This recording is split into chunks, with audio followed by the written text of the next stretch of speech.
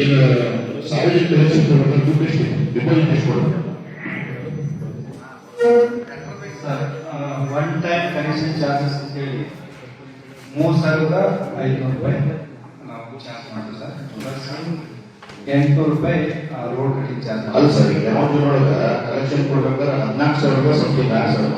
Material cost ಬಂದ್ಬಿಟ್ಟು 14,600-700 ಈಗ ಡೆಮೋಜಿನೊಳಗೆ ಇಷ್ಟೈತಿ.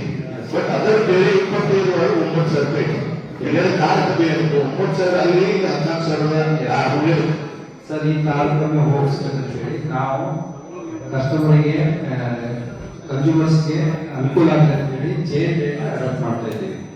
ಈಗ ಡಿಸೆಂಬರ್ನಿಂದ ಚೇನ್ ಗೋಲ್ಡ್ ಮಾಡ್ತಾ ಇದ್ದೀವಿ ಸರ್.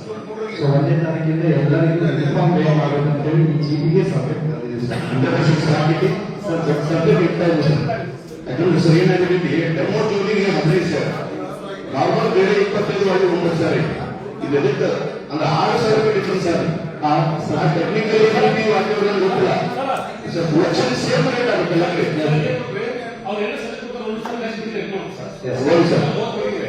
ಸರ್. ಇದ್ರ ಜೊತೆಗೆ ನೀವು ಜಾಯಿನ್ ಹೇಳ್ತೀರಿ 2 ತಿಂಗಳ ಪಾಪಗಳಿಗೆ ಕೆಲಸ ಮಾಡೋ ಸ್ಯಾಲ್ರಿ ಇಲ್ಲ.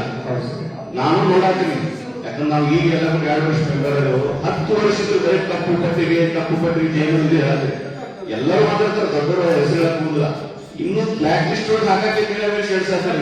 ಇದು ಯಾರು ಆಗುದಿಲ್ಲ ಸರ್.